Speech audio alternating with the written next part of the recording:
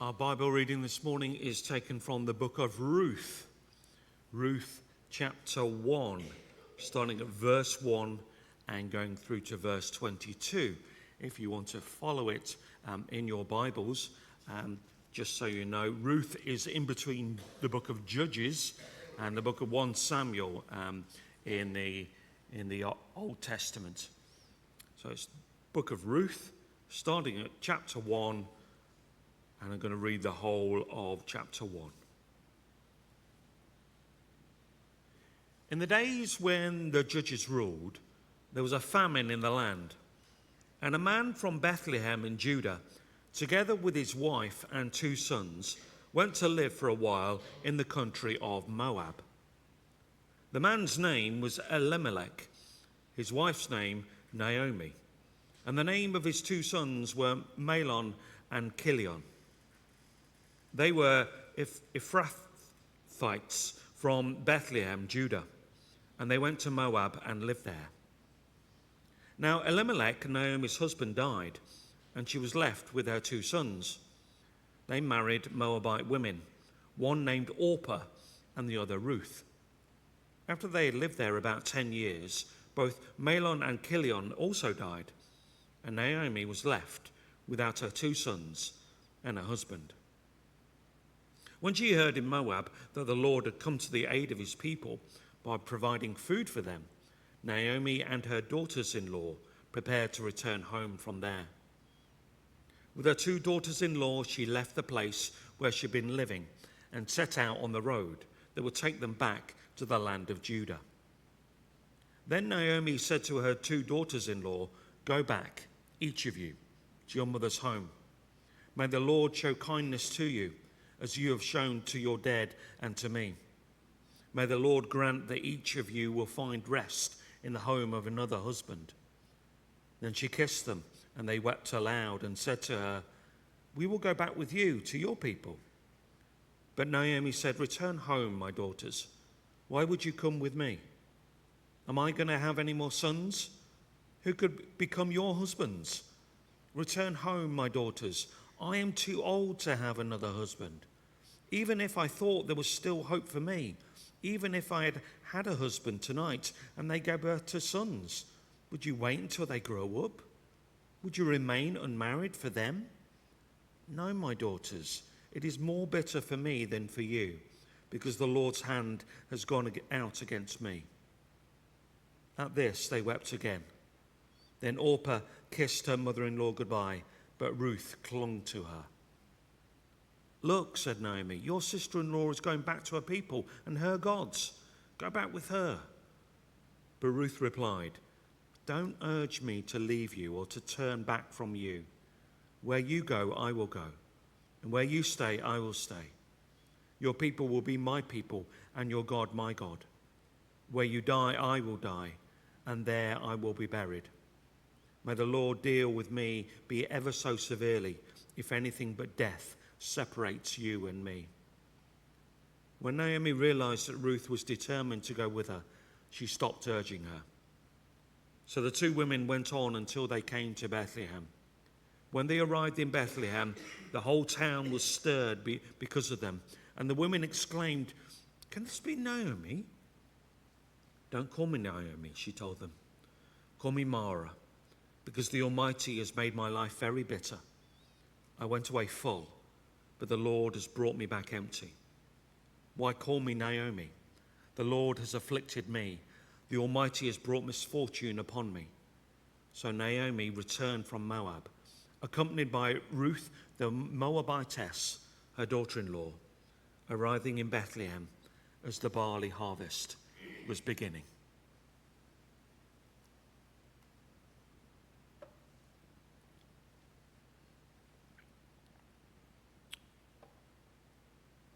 Question for you to start with. You know me, I like to ask you questions, but a very simple question.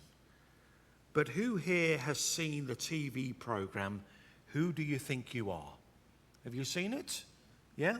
Okay. Anybody, for those of you who haven't, it's basically it's a family history program where BBC researchers plot out a celebrity's family tree. And normally it's like a proper celebrity, okay? Not a person who is famous for being famous. But they plot out a celebrity's family tree.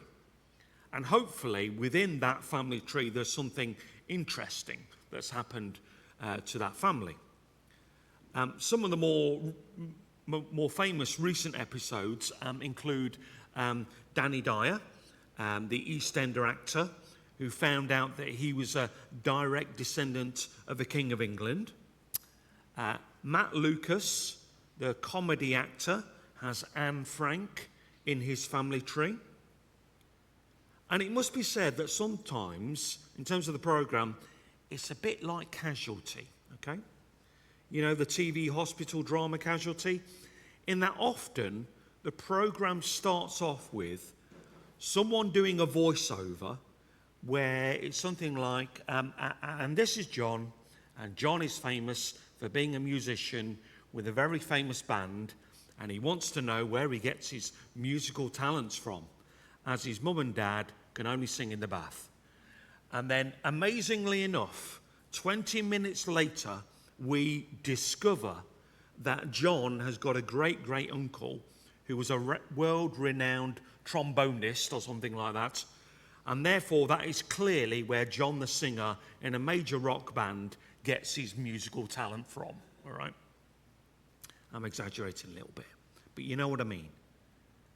And in terms of today, and in terms of Jesus, if Jesus ever appeared on Who Do You Think You Are, then I would hope that one of his ancestors that hopefully would be picked up would not be great-great-uncle George or the Jewish equivalent. But instead, I would hope it would be one of the women that is mentioned in the genealogy of Jesus contained in Matthew's Gospel.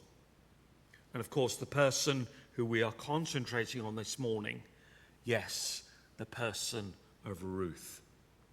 Ruth, one of only 4 women who are mentioned in a great big long list of Jesus' family tree right at the beginning of Matthew's Gospel. And someone from whom I think we can learn a lot from, and learn a lot about what is happening in our country at this time. But why Ruth? Why would I pick this book of the Old Testament to talk to you about this morning? Well, one of the main reasons was actually because I wanted to speak to you about immigration. I wanted a proper theological response to what happened over the summer in this country regarding the riots. I wanted to make sense of them from a godly perspective. And I wanted to do that because if the Bible is this fantastic book that speaks to us in all circumstance, then what can it say about refugees? What can it say about people taking the law into their own hands? What can it say about legitimate concerns about people coming into this country?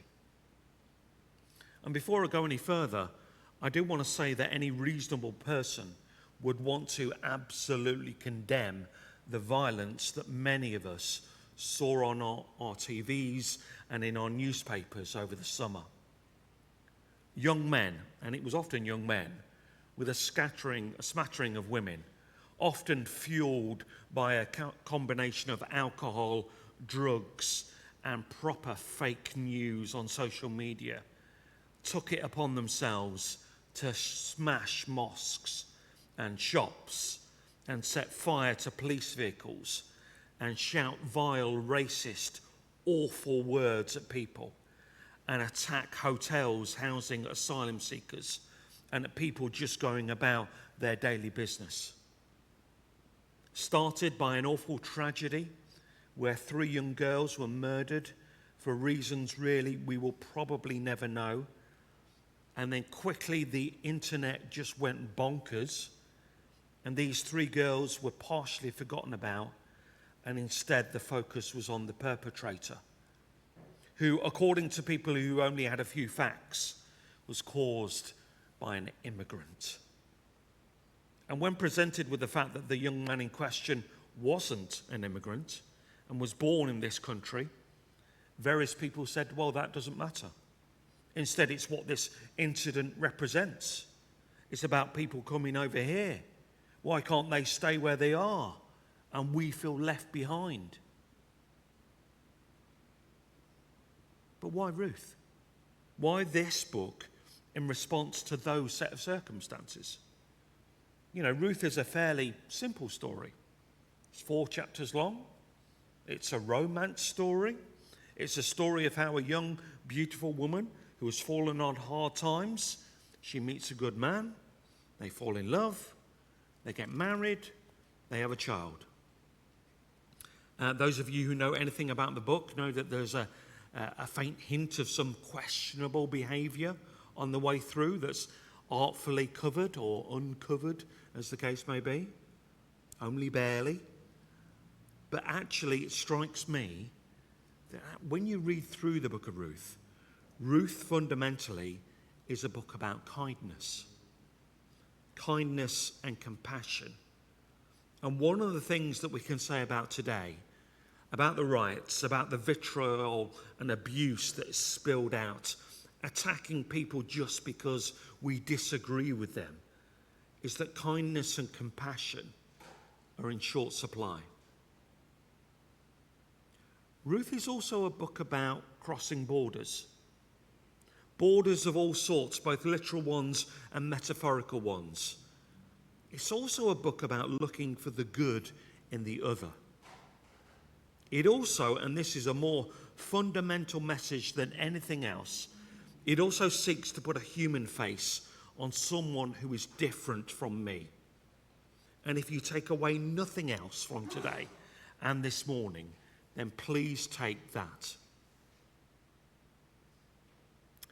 The story of Ruth begins simply enough in that a man called Elimelech takes his wife Naomi and his 2 sons to the country of Moab because there's a famine in his own country. The 2 sons marry a couple of Moabites. One of the wives is called Orpah and the other Ruth. But sadly, Elimelech and the 2 sons, they die. And that's basically the first 5 verses. Then Naomi, a Jewish widow, hears that her own country now has food, and she decides that without a husband or a son to support her, she must move from Moab back to Judah. And graciously she says to the 2 daughters-in-law, look, you don't have to come with me. And one daughter-in-law stays in her home country of Moab, and the other, Ruth, despite 3 times it being suggested by her mother-in-law that she stays, insists that she goes with Naomi. There's then a beautiful bit of language where Ruth essentially says to Naomi, stop telling me what to do. I can make up my own mind. I'm going to come with you. And mother-in-law and daughter-in-law end up back in Bethlehem. And the people of Bethlehem recognize who Naomi is, despite Naomi saying, don't call me Naomi anymore, for Naomi meant sweetness. Instead, call me Mara, for Mara means bitterness. And Ruth is there in the background, this Moabite woman. Now, I've just summarized these first 22 verses, but something to note within really the whole of the book of Ruth, and that is the constant mention of Moab and the fact that Ruth is a Moabite. Now, I'm not going to do a June and have you count up the amount of times that the word Moab or Moabite is mentioned in the book of Ruth. But trust me, in 4 chapters, it's a lot. In chapter 2, verse 6, it even says, when referring to who Ruth is, it says, she is the Moabite who came back with Naomi from the country of Moab, you know. And I added on the you know. But it is extreme, and there is a reason for that. The people of Moab were considered sexually immoral by the Jewish people, and worse even than that, they were considered inhospitable. And trust me, That is a far worse a sin, as far as the Jewish people were concerned, than sleeping with every Tom, Dick and Harry. Oh yeah, so much so that there is a law about it. In Deuteronomy 23 it says this: "No Moabite shall be admitted to the assembly of the Lord. Even to the 10th generation, none of their descendants shall be admitted to the assembly of the Lord." And why? Why? Well, it goes on and it says, "Because they did not meet you with food and water on your journey out of Egypt, and because they hired against you Balaam, son of Beor, to curse you and your families." In other words, because of what your people did to our people back in the time when we've probably forgotten who started what, we hold this against you today. How often do you see that in conflicts today? The Orangemen in Northern Ireland are a classic example of that. Ukraine, Russia, Palestine, Israel, and most of the major causes of war and violence are where they all repeat the same pattern. Because of what X did to Y, because Z started it, we cannot forget Q, and it's repeated over and over again. Because it's really powerful. And we do this not only on a national level, but we do it to each other all the time, and for what seems like good reasons. And one of the beauties of the story of Ruth, just as Jesus did, Ruth breaks the trend. Ruth bucks the pattern. And through her kindness, through her compassion, through her companionship, through the sacrifice she makes, she shows the way. And she shows how it should be done. And she shows and demonstrates to us how we can break the pattern, how we can challenge stereotypes when it comes to groups of people. And so the question I want to ask ourselves is, are there any groups who you struggle with? Are there any people who you have been told will always act in a certain way because that's what they've always done? Bit of confession here for you. But personally speaking, I always have to be careful about dealing with Eastern Europeans in the hospital. As many of you know, I am one of the hospital chaplains, and one of my roles is to deal with baby loss. Any mum and dad who have had a gestation period of over 12 weeks and up to full term, who sadly lose their baby, then we, as in chaplains, we deal with the funerals. We provide pastoral and spiritual care to those parents. It's a privilege, and it's an honour, and it's blinking hard sometimes. And there are times when people say to me at church, "How's your week been?" And I think to myself, you really don't want to know what my week has been like. But when it comes to Eastern European families, stereotypically, they are very detached from the whole baby loss process. Because for certain Eastern European countries, grief's a luxury. And it certainly doesn't exist for baby loss. It's just considered one of those things, and you just need to get on with it. And therefore, I have to be very careful when I hear an Eastern European name. Because although that is the stereotype, they're all individuals with individual feelings and individual reactions. And what I always try and do is to give mums and dads who have Eastern European names exactly the same listening, care and compassion as I do for anybody else. But there's always part of my brain that goes, you know what? Don't be too surprised if they don't react, Lee. Don't be too surprised if they don't attend the funeral. And so I suppose the point I'm trying to make is, like for all of us, when we meet people who are different to us, we all come with baggage. But as people who follow Christ, we have to be different. We have to challenge those stereotypes, and we have to look upon people as Christ looks on us. And that includes those people who we have been constantly been told will act in that way because of what's happened in the past. Who are the people who you struggle with? Who are your Moabites from the country of Moab? And just as an extension of what we do need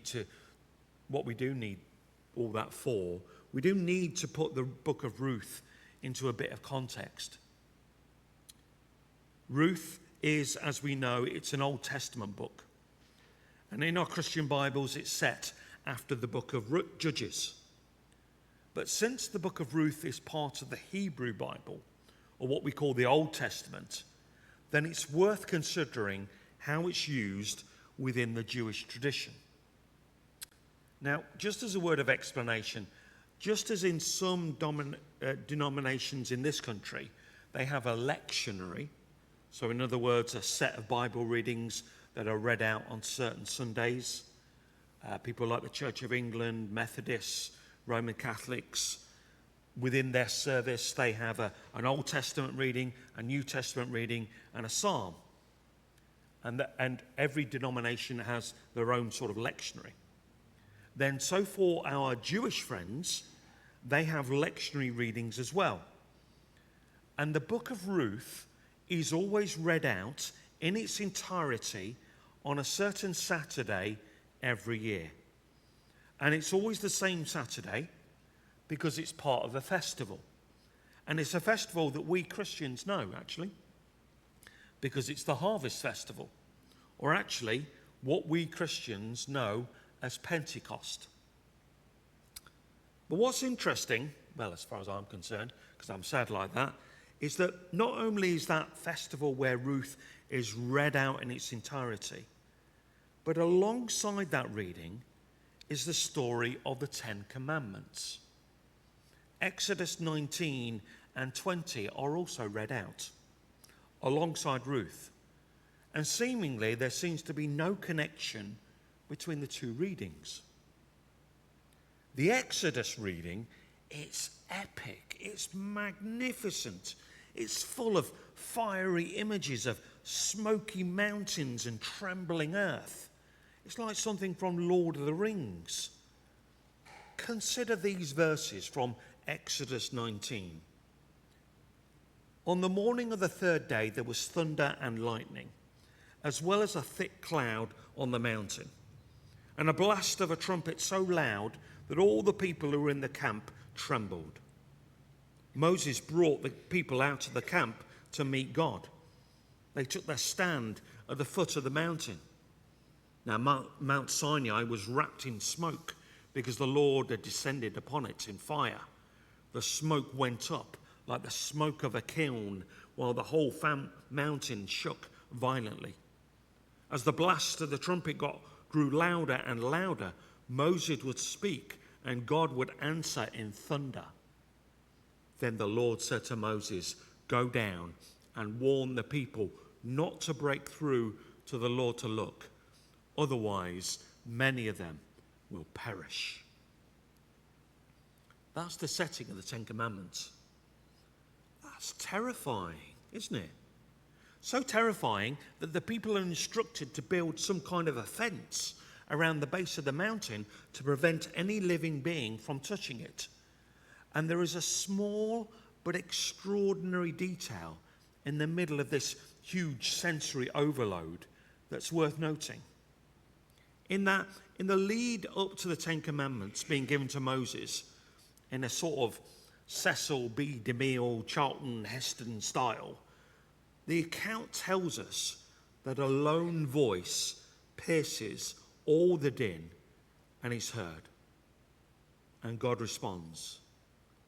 And so perhaps it's that small detail that provides us with a clue as to why Ruth is read out at the same time as Exodus.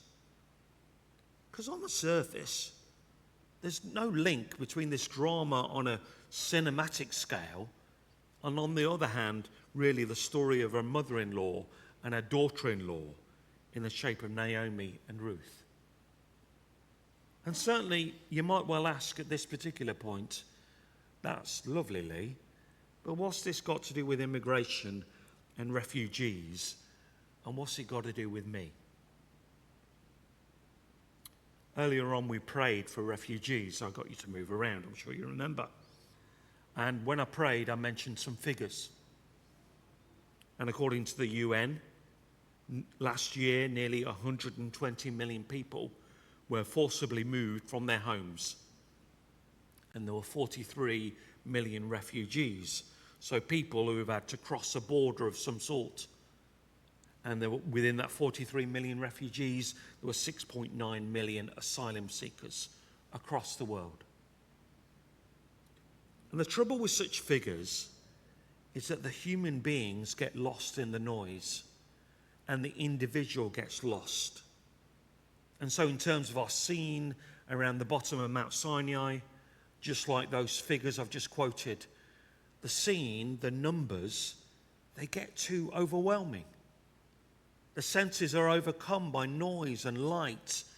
And when we see pictures of people desperate for food, we get lost in the terror on their faces. And yet, if we think about it, within that scene, within those numbers of refugees and asylum seekers, we know that there are new parents trying to get their baby to sleep. Like for many of us, there are going to be people who are noticing worrying changes in their aging bodies. I'm not the only one there, am I? Some of these individuals are going to be traumatized by all the ugliness and death they will have seen in Exodus' story by slavery, in refugee stories, the trauma of war and violence. And just like for the people waiting at the bottom of Mount Sinai, those people are not wanting some sort of booming voice of God, like some sort of terrifying Wizard of Oz figure, but instead the real human voice of the one who got to step behind the curtain, who literally ripped the curtain in two. And therefore Ruth, this gentle book about a small family crossing borders, being accepted, being kind, essentially puts that face, that humanity onto and alongside the grand narrative of giving of the Ten Commandments to the people of Israel. I've already referred in the service to the fact that this year our family went to Greenbelt. And it's great, and you hear all sorts of different speakers. But if it's a really popular speaker, because it's all done under canopy, then what you have to do, especially if it's raining, what you have to do is to go to the slightly less popular seminar before the one you want to go to, in order to make sure you've got a small bit of tarpaulin to perch your bum, okay? Which is what I did when I wanted to see and listen to someone who I knew was going to be really popular. And so I ended up listening to the last 20 minutes of a talk all about asylum seekers. And what this talk was there's two women of a certain age who lived in rural Devon, who had big houses and lots of space in them, and they decided that what they were going to do was house a couple of asylum seekers. And the young men, one from Afghanistan and one from Syria, were also on the stage as well. And it must be said that their English was just amazing. The Afghan lad had never spoken any English before coming to this country.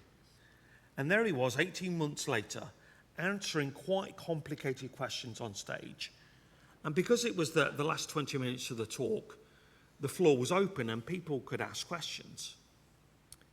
And one of the questions someone from the floor asked was, what do I say to my cousin who's read all sorts of things on social media, and now, whenever anything comes up in our family about immigration and refugees, seemingly feels that under no circumstance should we ever admit any refugee because our country is too crowded. And after expressing sympathy with a difficult family dynamic, one of the women said, well, one of the best things we did was to take the young Afghan lad into our local primary school to tell his story. His story of the reason why he came here and what he had to go through. And this woman said that what was remarkable was that there was a very wise 10-year-old girl in the class who said something along the lines of, yeah, my dad says that we shouldn't speak to any of the boat people. That's what they called them, the boat people. And at this, the teacher in the class nearly had a heart attack and thought what she's going to say next. But the young girl said, but I'm really glad you came in because your story was really interesting. And I don't think I should listen to my dad talking about the boat people anymore. If in doubt, listen to people's stories. If in doubt, put a human face to a situation. If in doubt, before you make a judgment about a whole group of people, actually listen to someone with lived experience.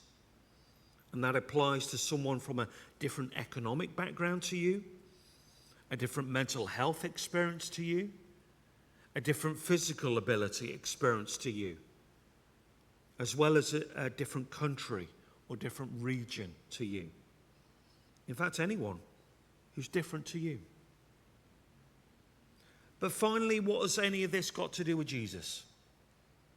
Any of this got to do with me? Well, firstly, don't forget that Jesus himself was a refugee. When Jesus was under 2 years old, Mary and Joseph had to flee. They had to go to Egypt because of political violence. They had the so-called flight to Egypt. And I don't think it had anything to do with EasyJet. And they only went back to their home country when it was safe. One of Jesus' most powerful parables in the story is the story of the Good Samaritan, where a man from a different country helps out someone from a different faith and culture to them. And then finally in Matthew 25, in the famously challenging passage about the Last Judgment, one of the groups of people that Jesus asks us to care about is the stranger. And whenever you failed to help any of my people, no matter how unimportant they seemed, you failed to do it for me, says Jesus. So there you have it. Ruth.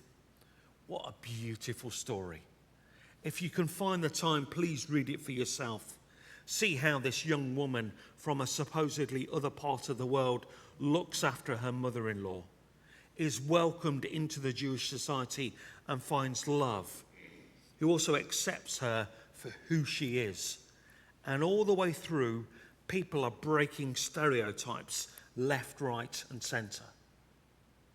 But most of all, see how Ruth, this simple 4-chapter book, puts a human face on God's interaction with humanity. And then examine yourself and think to yourself, how would I have reacted if I was Ruth? If I was one of the people of Bethlehem, seeing this woman from another place that I'm supposed to hate, how would I react towards her? And be honest with yourself. Because let's face it, it's only by grace that any of us are accepted into God's kingdom. And if that applies to us, then surely the same will apply to everyone else. Before we sing our final song, I'm just going to lead us in prayer. And if this prayer applies for you, then please say amen at the end. For amen literally means I agree. Loving God, may I never become indifferent towards a world where people are trapped in debt or overwhelmed by hunger, poverty, or despair. May I never be silently complicit in a world where people are judged by background, economic status, or the colour of their skin, or by gender or disability. May I never sit by whilst Mother Nature is deplenished and the earth suffers climate disruption, or when precious creatures and species are abused and driven to extinction. God grant me God grant us all of us holy anger at injustice and fervent will to work tirelessly for a kinder, fairer world where all can thrive and flourish. Amen. Okay. We're going to sing again, and it's a brand new song. Mark tells me it's a brand new song to this church. It was being played as people were coming into the service, and what you've got some singers in the background that will just help you with singing the song. So we're going to sing I Will Speak Out for those who have no voices.